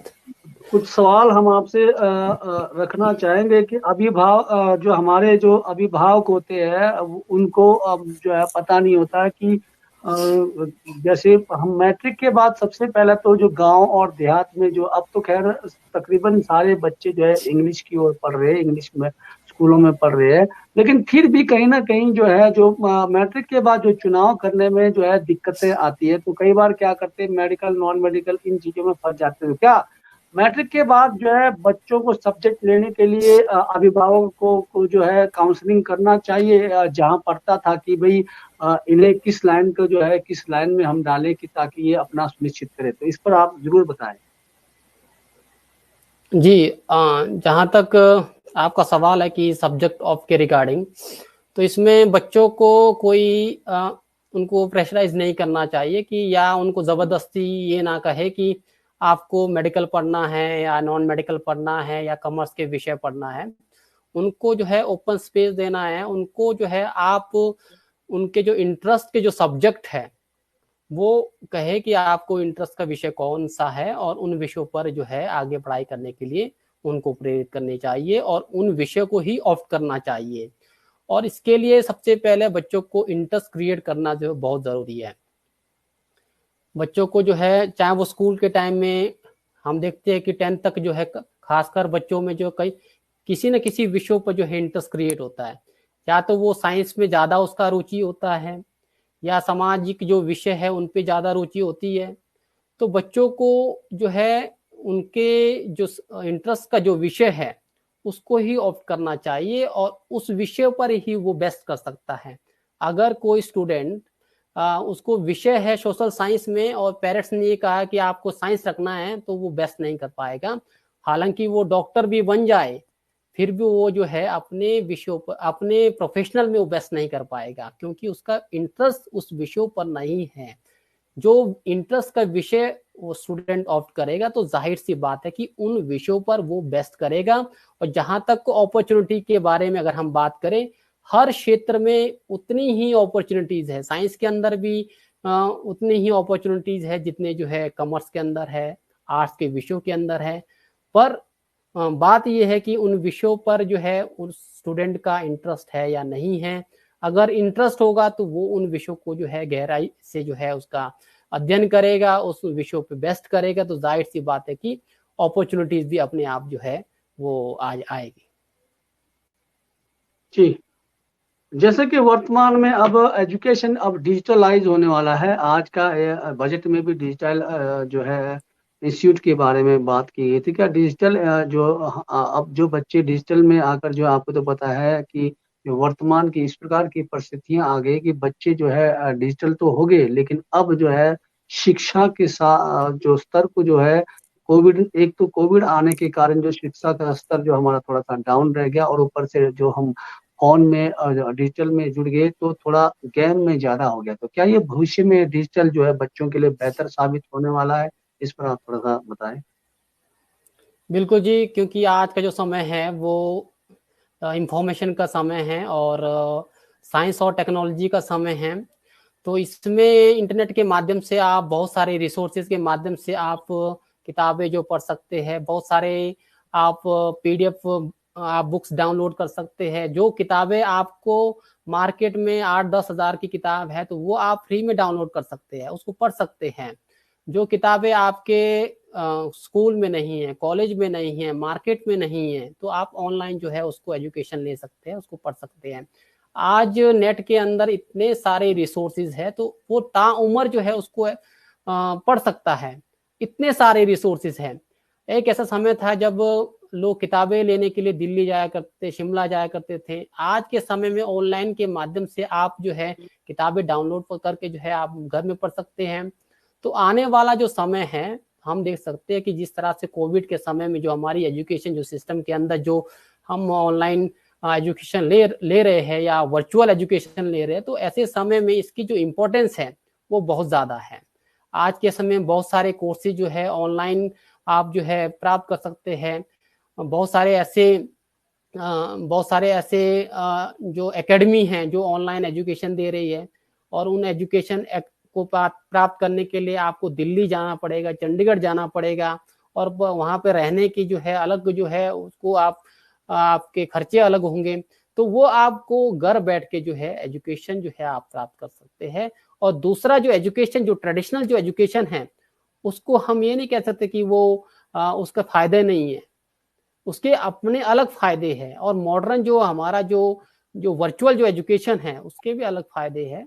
और हम देख सकते हैं कि जिस तरह से सूचना और जो प्रौद्योगिकी का जो समय है आज के समय में, तो हमें जो है इसके साथ बढ़ना चाहिए, इसके साथ चलने चाहिए। अदरवाइज क्या होगा, तो हम पीछे पीछे रहेंगे। जैसे हमारा व्यवस्था है, जैसा हमारा सिस्टम है, उस सिस्टम के साथ चलने की आवश्यकता है। अगर हम इसके साथ नहीं चलेंगे तो हम जो है काफी पीछे रहेंगे। जी बहुत खूब। हमारे युवा पीढ़ी खासकर जो देहात में दूर दराज में अभी भी वैसी शिक्षा में आपको देखने को मिलेगा। जिस परिस्थितियों से आपने गुजारा है वैसे ही अभी भी कई जगह है आपका हम आप रुपी का एरिया मानेंगे, कई ऐसे अभी बहुत दूर दराज है जहाँ तकनीकी और भी सुविधाएं नहीं है, रोड की कई जगह दिक्कतें हैं और स्कूलों की फिर भी दिक्कतें हैं। तो उनके लिए आप कोई ऐसे मैसेज, क्योंकि टेक्नोलॉजी का थोड़ा बहुत विस्तार से कहीं ना कहीं जो है ये जो हमारा पेज का जो मैसेज है दूर दराज तक पहुंचता है, तो उन युवाओं के लिए, उन माताओं के लिए, उन गांव के जो पंच प्रधान है अपने बच्चों के प्रति किस प्रकार का जो है शिक्षा को लेकर गांव में किस प्रकार का हब होना चाहिए, किस प्रकार की तैयारियां होनी चाहिए और किस प्रकार का पेन जो है जो माँ बापों को और समाज को लेना चाहिए, इस पर जरूर बताएं। देखो, जो शिक्षा है वो सबसे हमारा प्राइमरी चीज है। जिस तरह से हम जो रोटी कपड़ा और मकान कहते हैं हमारी नेसेसरी चीजें हैं और प्राइमरी चीजें हैं, और ठीक उसी तरह से हमारी एजुकेशन जो है वो भी नेसेसरी और प्राइमरी चीज है। अगर एजुकेशन नहीं होगा तो एक व्यक्ति एक पशु के समान होगा। तो आज के समय में हम देख सकते हैं कि पूरा देश और दुनिया के अंदर जो एजुकेशन की जो इम्पोर्टेंस है उसको हम जो है दरकिनार नहीं कर सकते हैं। तो जहाँ तक जो दूर दराज के क्षेत्र के बारे में अगर हम बात करें, जो किन्नौर का एरिया है या दूसरे एरिया है जहाँ पर दूर दराज के क्षेत्र है, और उन क्षेत्रों में जाहिर सी बात है कि नेट की जो कनेक्टिविटी होगी, तो जो स्टूडेंट कोई भी इंफॉर्मेशन कलेक्ट करना चाहता है उनको आप नेट के माध्यम से भी आप कलेक्ट कर सकते हैं। और आज के समय में यूट्यूब है, यूट्यूब में बहुत सारे ऐसे चैनल्स हैं, चाहे वो आप कोई भी एग्जाम की प्रिपरेशन करना है, नीट के प्रिपरेशन करना है, सिविल सर्विसेज के एग्जाम की प्रिपरेशन करनी है, आपको कौन सी किताबें पढ़नी हैं, आपको कौन से जर्नल्स पढ़ने हैं, किस तरह से आपने स्ट्रेटेजी के साथ तैयारी करनी है, बहुत सारे ऐसे चैनल हैं। उन चैनल के माध्यम से आप जो है इंफॉर्मेशन कलेक्ट कर सकते हैं, आप जो है अपने आप को नॉलेज जो है उनसे प्राप्त कर सकते हैं। तो उनको इन सारी चीज़ों को जो है वो करने की आवश्यकता है, अपने आप को विकसित करने के लिए, अपने आप को ग्रो करने के लिए जो है यूट्यूब में चैनल्स है, या गूगल में आप बहुत सारे गूगल में आप सर्च कर सकते हैं। कोई भी विषय को आप जो है उन विषय को अंडरस्टैंड नहीं कर पा रहे हैं, समझ नहीं रहे हैं, आप जो गूगल में आप सर्च कर सकते हैं। बहुत सारी किताबें जो है मार्केट में अवेलेबल नहीं है, तो आप गूगल के माध्यम से या इंटरनेट के माध्यम से आप घर बैठ के किताब पढ़ सकते हैं। घर बैठ के आप जो है जितने भी जो चाहे वो जर्नल्स है या मैगजीन्स है या और तमाम जो चीज़ें हैं उनको जो है आप प्राप्त कर सकते हैं। जी बहुत खूब। अंतिम आपसे एक निजी सवाल टाइप का रहेगा। जिस प्रकार से आपकी शिक्षा रही है और आपका जो मेहनत रहा है, आपने संघर्ष झेला है, हर परिस्थिति को देखा है आपने, आप अपने हर पीड़ा को, दुख दर्द को सहा होगा, लेकिन आज अब आप बुलंदियों पर है। अब आपके पास जो हर चीज की सुविधाएं हैं और इसके लिए आप श्रेय आपका किसके लिए देना चाहेंगे? आपका मेहनत, आपका लगन, या घर के परिवार, घर के सदस्य, माँ बाप, समाज, या अन्य दोस्तों को, या टीचरों को? इसमें सबसे ज़्यादा जो कंट्रीब्यूशन है वो मेरे पेरेंट्स की कंट्रीब्यूशन है, क्योंकि जो बच्चों का जो बच्चों में अगर हम देखें, जो सबसे बड़ा जो कंट्रीब्यूशन होता है वो अपने पेरेंट्स और टीचर्स का होता है। तो सेम मेरे उसमें भी जो है पेरेंट्स का सबसे ज़्यादा कंट्रीब्यूशन रहा, उनका सपोर्ट रहा है। हमेशा उन्होंने प्रेरित किया है आगे बढ़ने के लिए, चाहे वो सिचुएशन या जो है जैसे भी समय रहा हो, उन्होंने हमेशा ही आगे बढ़ने के लिए प्रेरित किया, और जो है बहुत सारे एग्जाम्पल देख के जो है हमें जो है कहीं ना कहीं मोटिवेट करने की कोशिश की। और टीचर्स का भी बहुत ज़्यादा सपोर्ट रहा है। टीचर ने भी हमेशा जो भी चीज़ें हमने उनसे जो है गेन करने की कोशिश की, उन्होंने जो बेहतर तरीके से करने की कोशिश की है। तो मुझे लगता है कि जीवन में दो ऐसे लोग होते हैं जो हमेशा आगे बढ़ने के लिए प्रेरित करते हैं, और हमेशा वो उनके बीच में, उनके अंदर जो कभी भी नेगेटिव जो चीज़ें नहीं होती है। पेरेंट्स हमेशा अपने बच्चों का भला चाहता है, वो हमेशा ये चाहता है कि मेरे बच्चे जो है आगे बढ़ें और अपना नाम रोशन करें, और उनमें जो है हमेशा गर्व महसूस होता है अगर वो कोई अच्छा काम करते हैं। और दूसरी जो चीज़ें हैं, वो जो टीचर टीचर भी हमेशा अपने जो स्टूडेंट में कोई भी अच्छा काम करता है तो उसमें गर्व महसूस करते हैं। तो ये दो ऐसे रिलेशंस है हमारे जीवन में, जिनका जो कंट्रीब्यूशन बहुत ज़्यादा रहता है। और इसके साथ साथ जो फ्रेंड्स है वो भी जो है उनका कंट्रीब्यूशन रहा है। और सबसे बड़ा इसके साथ जो कंट्रीब्यूशन है वो समय का कंट्रीब्यूशन है, क्योंकि समय जो है विभिन्न जो परिस्थिति जो होती है वो हमेशा इंसान को बहुत कुछ सिखाती है। तो अगर हमारे पास बहुत सारे रिसोर्सेज है तो हम उसका वैल्यू नहीं समझ पाते हैं। तो उसमें हमारा सबसे बड़ा कंट्रीब्यूशन जो टाइम है, जो विपरीत जो परिस्थिति रही है, तो उसका बहुत ज़्यादा हम देख सकते हैं कि उसका कंट्रीब्यूशन रहा है। तो मैं यही कहना चाहूँगा, पेरेंट्स, टीचर्स और फ्रेंड्स और समय का बहुत बड़ा कंट्रीब्यूशन जो है किसी भी व्यक्ति पर हो सकता है, तो वो मेरे जीवन में भी उसका कंट्रीब्यूशन बहुत ज़्यादा है। जब हमारा चर्चा था, आपने एक जिक्र किया था कि जब भी हम आगे बढ़ते हैं या फिर सफलता पाते हैं, तो आपने कहा कि इसमें एक बहुत बेहतरीन एक बीच में एक मैसेज आया था कि बहुत लोगों ने मुझे गाइड किया, बहुत लोगों ने मुझे जो है प्रोत्साहन किया। तो कुछ ऐसे लोग का नाम बताना चाहेंगे जिन्होंने आपको बहुत नजदीकी से आपको गाइड किया हो?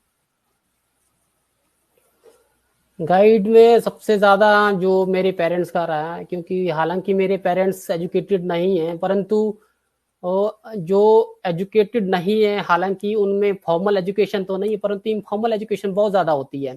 उनमें समाज के अंदर जो हमारे जो स्ट्रक्चर है या समाज के प्रति जो उनकी जो एटीट्यूड्स हैं या जो है पूरी व्यवस्था के प्रति उनको ज़्यादा नॉलेज होता है।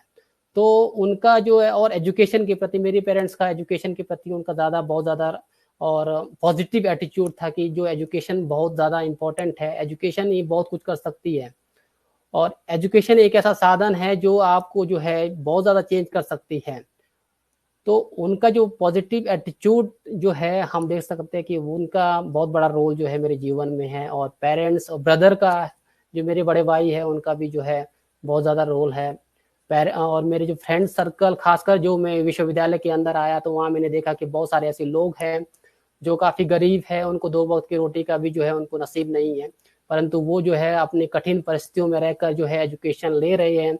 और मैंने ये देखा कि वो जो है आज टॉप की जो है जो नौकरी उन्होंने जो है गेन की है और एक बेहतर जो है जीवन व्यतीत कर रहे हैं। तो उनसे काफ़ी मोटिवेट में रहा और जो है अपने आप को एनर्जेटिक बनाया, अपने आप को जो है मोटिवेटेड बनाया समय की जो डिमांड थी उसके अंतर्गत। और एजुकेशन, जब आप जो बहुत ज़्यादा एजुकेशन लेते हैं, बहुत ज़्यादा चीज़ों को सीखते हैं, तो आप जाहिर सी बात है कि आप अपने आप को जो है मोटिवेट होंगे और कॉन्फिडेंस आप में बिल्ड होगा। तो ये सारी चीज़ें जो है मेरे जीवन में जो है उन्होंने एक पॉजिटिव जो है उनका रिजल्ट रहा है। बहुत खूब। जिस प्रकार से आपने कहा कि टीचर का अहम रोल होता है, आप बेसिक पहली से लेकर जो है प्रोफेसर तक आप पढ़ते रहे, अब आप पढ़ा रहे हो। जी अब जी आप जी। एक उसी लाइन में चले गए, अब आप पढ़ा रहे। तो आपकी आपकी इच्छाएं क्या है आपके स्टूडेंट के प्रति? आपका जो आप कुछ अपने जो कॉलेज के स्टूडेंट के लिए कुछ कहना चाहेंगे यहाँ से? कोई ऐसा मैसेज जो आपकी दिली तमन्ना क्या है, आपके बच्चे किस प्रकार से आगे अग्रसर रहे? जी जी, जैसे मैंने कहा कि दो ऐसे रिलेशंस है हमारे जीवन में, एक पेरेंट्स और दूसरा टीचर्स। टीचर हमेशा अपने स्टूडेंट के प्रति उनका पॉजिटिव एटीट्यूड होता है और यही चाहता है कि वो अपने जीवन में सक्सेस हो और एक अच्छा इंसान बने। लोग तो बहुत होते हैं परंतु इंसान बहुत कम होते हैं, तो हमेशा हर टीचर का ये एक पर्पस होता है कि उनका जो स्टूडेंट है एक अच्छा इंसान बने और समाज के अंदर अपने पेरेंट्स का, अपने समाज का, राष्ट्र का जो है वो एक नाम रोशन करे। तो हमारा भी एक टीचर होने के नाते यही हमारा एक हम ये जानते हैं, हम हमारा जो पर्पस है ये कि हमें एक ऐसा समाज बनाना है जहाँ पर जो स्टूडेंट्स जो है एक अच्छा इंसान बने और समाज के प्रति उनका जो है पॉजिटिव एटीट्यूड रहे।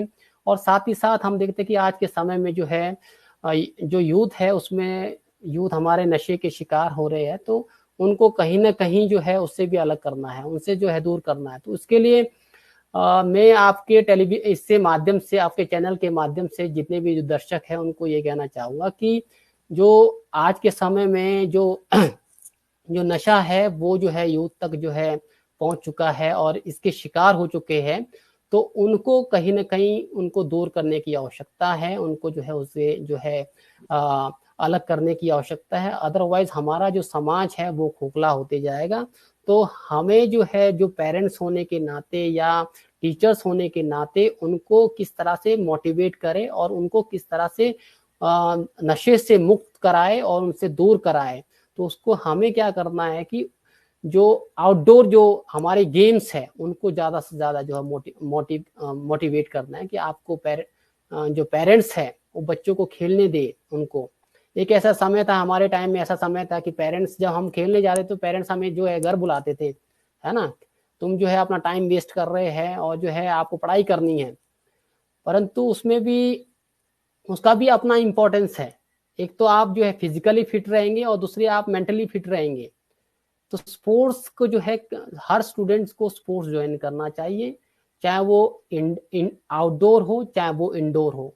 अगर आउटडोर ज्वाइन करता तो वेल एंड गुड, इससे आपका फिजिकली जो है आप स्ट्रांग हो जाएंगे और मेंटली भी आप स्ट्रांग होंगे। आज के समय में जो यूथ है वो स्ट्रेस से गुजर रहा है, तनाव से गुजर रहा है, तो उसको किस तरह से कम कर सकते हैं, उसमें ये कर सकते हैं कि आप जो है ज्यादा से ज्यादा फिजिकल वर्क करें। आप जो है आपका जो शरीर है वो थक जाए। आजकल क्या करते हैं कि पेरेंट्स क्या करते हैं कि बच्चों को काम नहीं कराते हैं, आपको पढ़ाई करना है जी, आपको काम नहीं करना, आप पढ़ाई में ध्यान दो। ऐसा नहीं करना है कि आपको अपने बच्चों को पढ़ाई का भी समय देना है, खेल कूद के लिए भी समय देना है, म्यूजिक सुनना है उसके लिए भी समय देना है ना, संगीत का उसको रुचि है उसमें भी समय देना है। तो सारी चीज़ों को आपने जो है ध्यान में रख के अपने स्टूडेंट को सोशलाइज करना है, अपने बच्चों को सोशलाइज करना है, ताकि हमारा जो समाज है वो बेहतर बने और नशा मुक्त समाज हो, हमारा जो समाज है वो जो है बेहतर बने। तो ये जो है मैसेज जो है आपके माध्यम से जो है मैं जितने भी जो दर्शक हैं उन तक पहुंचाने की जो है कोशिश कर रहा हूँ। और खूब बच्चों को किताबी कीड़ा ना बनाएं और उन्हें बेहतर शिक्षा के साथ साथ बेहतर स्वास्थ्य का ध्यान रखें। और उनके मानसिक स्वास्थ्य के साथ साथ आपको पता है तन मन अगर आपका स्वस्थ है तो आप सभी चीज़ें परिपूर्ण है। तो आप उन्हें संगीत के साथ साथ, खेल के साथ साथ, मनोरंजन के साथ साथ सभी चीज़ों को उन्हें जो है परिवेश में डालें। Yash Negi ji will code be an suggestion but for tradition are very different. चलिए हमारे नेगी साहब जी भी जुड़े और यश नेगी जी आपका बहुत बहुत धन्यवाद। अंतिम हमारा जो एपिसोड की ओर अंतिम हम जा रहे हैं। तो बहुत बहुत आभार सर। तो चलिए एक हेल्दी बच्चों को पढ़ने के लिए लगभग कितना घंटे का समय होना चाहिए सुबह और शाम में, इस पर जरूर आप प्रतिक्रिया करें। देखो इसमें अलग अलग ओपिनियन है, कहीं बोलते हैं कि आपको ज़्यादा से ज़्यादा समय टाइम जो है आपको पढ़ाई में जो है ध्यान देना चाहिए। पर जो मेरा जो पर्सनल ओपिनियन है वो हार्ड वर्क के साथ स्मार्ट वर्क जो है इम्पोर्टेंट है। हार्ड वर्क और स्मार्ट वर्क दोनों जो है इम्पोर्टेंट है। ऐसा नहीं कि आपने 10 घंटे पढ़ा और आउटपुट कुछ नहीं है, जीरो है आउटपुट, तो उसका कोई मतलब नहीं है। कोई स्टूडेंट 10 घंटे पढ़ के जो है इतना जो है वो इंफॉर्मेशन या नॉलेज गेन नहीं कर रहा है। एक स्टूडेंट ऐसा है जो 2 घंटे का पढ़ के जो है नॉलेज जो है गेन कर रहा है। तो कम से कम जो स्टूडेंट को अगर कोई जो स्कूल के अंदर छोटे स्टूडेंट है, कम से कम शुरुआती दौर पे 1-2 घंटे से शुरुआत करनी चाहिए। और जैसे आप कॉलेज लेवल के, यूनिवर्सिटी लेवल के या कोई बड़े कॉम्पिटिटिव एग्जाम की तैयारी कर रहे हैं, तो उसमें ज़्यादा जो है समय की आवश्यकता होती है, क्योंकि उसके अंदर बहुत सारी चीज़ों को आपने सीखना है, बहुत सारी चीज़ों को लर्न करना है, तो उसको टाइम जो है बहुत ज़्यादा की आवश्यकता होती है। उसमें उसमें डिपेंड करता है कि आप जो है कितना जो है उस पर टाइम जो है स्पेंड कर रहे हैं, और आपका आउटपुट ज़्यादा मात्रा रखता है, कितना आप जो सीख रहे हैं, तो वो सारे वो जी। ज़रूरी है। ऐसा नहीं है कि चलिए आप जो दो। है 10 घंटे पढ़ो और आउटपुट जी कुछ नहीं है, उसका कोई वो महत्व नहीं है। जी बिल्कुल। आपने कहा कि चाहे जितना भी आप पढ़ोगे लेकिन आउटपुट नहीं आएगा तो जीरो है। तो यहाँ पर एक प्रतिक्रिया, एक दो प्रतिक्रिया आ रही है, उसके बाद हम एपिसोड को खत्म करेंगे। कि ये कहते हैं कि will good view and suggestion but our tradition are very different. इस पर आप क्या प्रतिक्रिया देना चाहेंगे? थैंक यू यश भाई जी। ये मेरे क्लासमेट भी थे, हम जो है उर्दू स्कूल में साथ ही पढ़े हैं, और इनका ओपिनियन है कि हमारा जो ट्रेडिशन जो है वो अलग है। तो ट्रेडिशन को जो है हम ही चेंज कर सकते हैं, और खासकर जो स्टूडेंट है, जो यूथ है, वही चेंज कर सकता है। और उसको हम जो है सबसे पहले ये बोलते हैं ना कि जो रेवोल्यूशन करना है तो सबसे पहले घर से शुरुआत होती है, कोई किसी और को कहने की आवश्यकता नहीं है। तो उसमें सबसे पहले अपने आप को जो है कोशिश करें, अपने आप को बदलने की कोशिश करें। तो आप जो है अपने परिवार को बदल सकते हैं, आप उनकी सोच को बदल सकते हैं, उस तरह से हमारा समाज का भी जो है सोच वो चेंज होगा। तो जाहिर सी बात है कि एक सभ्य समाज, एक बेहतर समाज होगा। तो शुरुआत अपने आप से करना है, तो किसी और पे नहीं करना है डिपेंड कि आप करो जी, उससे आपने शुरुआत नहीं करना है। अगर आपने कोई चेंजेस करना है सोसाइटी के अंदर, तो उसमें सबसे पहले आपने खुद इनिशिएट लेना है अपने आप से, तो बेहतर होगा। दर्शकों को बताना चाहता हूँ कि जो किन्नौर अब तक पेज में हमारे प्रोफेसर जी पहले भी आ चुके हैं। इन्होंने यहाँ पर जो है हमारा जो एमशन पाठशाला था इसमें इन्होंने काम किया है, और बतौर जो है आप लोगों को कानूनी सलाह काफी दी है। बीच में हम साप्ताहिक या महीने का एक एपिसोड इनसे भी हम करेंगे कि महीने का एक एपिसोड में जरूर जो है आप जो है दोबारा उस एपिसोड को चलाएं, भले ही महीने का एक हो। तो हम कोशिश करेंगे कि जल्दी इनको समय निकले और अब महीने के किसी एक उसमें ये अपना सब्जेक्ट जो था हिस्ट्री या पॉलिटिकल में से जो भी है ये आपको आपके समक्ष रखें, और हम इनसे गुजारिश करेंगे। तो एक प्रतिक्रिया आ रही है संजय सिंघानिया।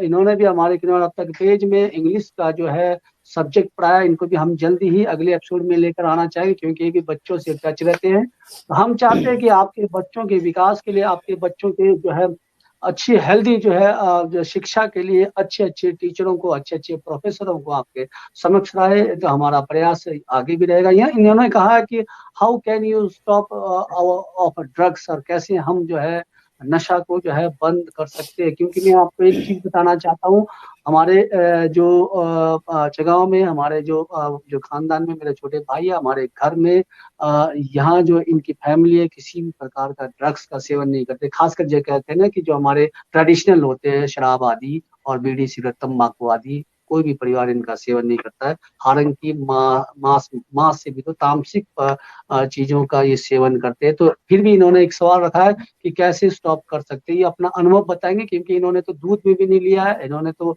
जो है टच तक नहीं किया है, फिर भी अपनी प्रतिक्रिया रखेंगे। चलिए स्वागत है सर, एक दो सवाल उसके बाद हम जरूर इस एपिसोड को खत्म करते हैं।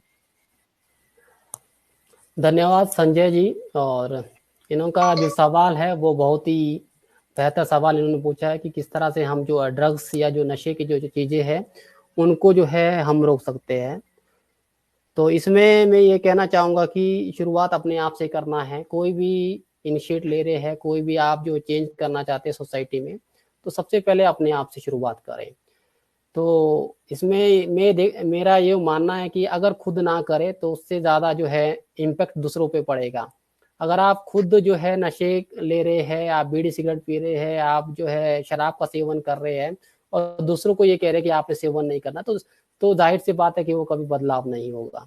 तो सबसे जी पहले जो है अपने आप से शुरुआत करना है, और जो मैसेज है वो जो है लोगों तक पहुंचाना है। जो स्टूडेंट्स है, खासकर जो टीनेज के स्टूडेंट है, उस वक्त जो है बच्चे जो है इन चीज़ों पे ज़्यादा जो है उनका जो है अट्रैक्ट होता है। तो उसमें हम जो पेरेंट्स जो है उनको उन चीज़ों से बाहर निकाल सकते हैं। तो इसमें सबसे पहले तो पेरेंट्स को भी उनकी महत्वपूर्ण भूमिका होती है कि जो पेरेंट्स है वो उनको अपने जो स्टूडेंट्स है वो उनके जो फ्रेंड सर्कल कैसे है उन पे देखें, उन पे नज़र रखें। अगर फ्रेंड सर्कल वो कहते हैं कि अपने बच्चों को जो है जानने के लिए सबसे पहले उनके फ्रेंड सर्कल को जानना जरूरी है। अगर उनके फ्रेंड सर्कल खराब है तो इट मीन्स कि आपका बच्चा जो है बुरी संगति में है। अगर उसका जो है फ्रेंड सर्कल अच्छे संगत वाले तो इट मीन्स कि आपका बच्चा भी अच्छे संगत में है। तो सबसे पहले ये जानना जरूरी है कि आपके जो बच्चों के आपके जो बच्चे हैं उनके दोस्त कैसे हैं, क्या वो नशे की शिकार तो नहीं है। अगर है तो उनको जो है छुड़ाने के लिए आप जो है क्या करते हैं वो डिपेंड करना है, वो डिपेंड करेगा अपने आप में किस तरह से जो है आप जो है नशे से जो है अपने बच्चों को मुक्त करा सकते हैं। तो आप अपने बच्चों को शिक्षा दे सकते हैं कि आप ये सारी चीजें जो है नशे जो है मानव जीवन के लिए खतरा है, इससे कोई बेनिफिट नहीं है। आप वीडियो दिखा सकते हैं अपने जो बच्चे हैं, अगर कोई धूम्रपान का सेवन करता है तो किस तरह से फेफड़ों में कैंसर होता है, उसका रिजल्ट कैसा है, तो बच्चे जो है उसको देखकर वो जो है उससे काफी हद तक जो है दूर हो जाएंगे, उसको जो है वो इनटेक नहीं करेंगे।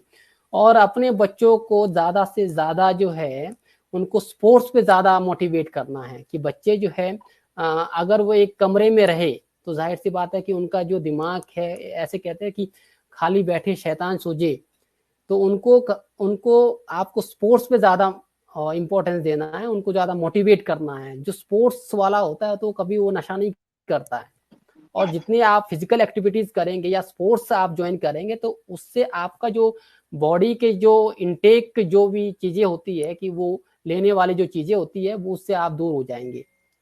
तो इन सारी चीज़ों से हम अपने जो समाज के अंदर जो हमारे यूथ है उनको जो है ड्रग्स से जो दूर कर सकते हैं, उसको हम स्टॉप कर सकते हैं।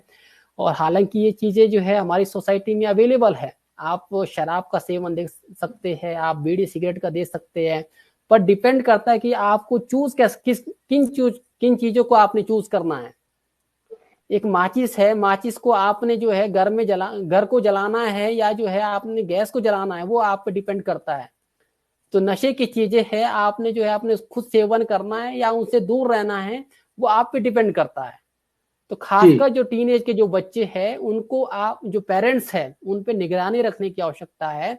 अगर कोई बच्चा आपके साथ आपके साथ नहीं रह रहा है या अकेले में एकांत में रहना ज्यादा पसंद करता है, आपके साथ उठता बैठता नहीं है, या जो है वो आप कहीं लेट हो जाता है या कहीं जो है दूर चले जाता है या आपके कमरे में नहीं रहता, तो इट मीन्स की जो है वो कहीं ना कहीं वो नशे का शिकार हो रहा है या नशा वो इनटेक कर रहा है। तो उनको जो है जी। आप इन सारी चीजों के माध्यम से आप जो है उनको बचा सकते हैं, उनके रिजल्ट और उनके जो कॉन्सिक्वेंसेस हैं आप उनको बता के जो है उनको अपने बच्चों को जो है नशा से दूर रख सकते हैं। बहुत बहुत आभार आपके लिए। और एक अंतिम सवाल है संजय का ही, क्योंकि खुद टीचर है तो जानना चाहेंगे। Sir, can you change education system जिससे कि कुछ बच्चों में इंटरेस्ट होते ही स्टडी को लेकर, तो ऐसा क्या करें कि बच्चों में जो है हम जो है बच्चों को जो शिक्षा पर जो हम उनको लगाव डालें, तो ये कैसे हम शिक्षा के तकनीकी को चेंज करिए, जानना चाह रहे हैं। जी जी, देखो दुनिया के अंदर जो हमारे नेचर के अंदर जो भी अच्छी चीजें है वो हमेशा लोगों को अट्रैक्ट नहीं करते हैं। जो भी अच्छी चीजें आप देखेंगे, जो बुरी चीजें हैं, नशा जो है हमेशा क्यों करता है, हालांकि बुरी चीजें वो लोगों को अट्रैक्ट करता है।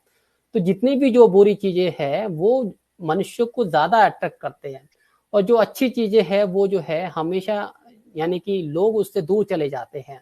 तो एजुकेशन भी यही है, आज जो है पढ़ना नहीं चाहते लोग, हालांकि नौकरी चाहेंगे, पढ़ना नहीं चाहेंगे, और शॉर्टकट मेथड के माध्यम से वो जो है क्या करेंगे, वो जो है रिजल्ट देखेंगे कि हम शॉर्टकट जो साधन है उसके माध्यम से जो है हम क्या करेंगे, रिजल्ट देखेंगे। तो ऐसा पॉसिबल नहीं है। जहां तक इनका जो सवाल है कि हम किस तरह से इंटरेस्ट क्रिएट करें, तो उसमें सबसे जो महत्वपूर्ण भूमिका होगी वो टीचर्स की होगी और बच्चों की होगी।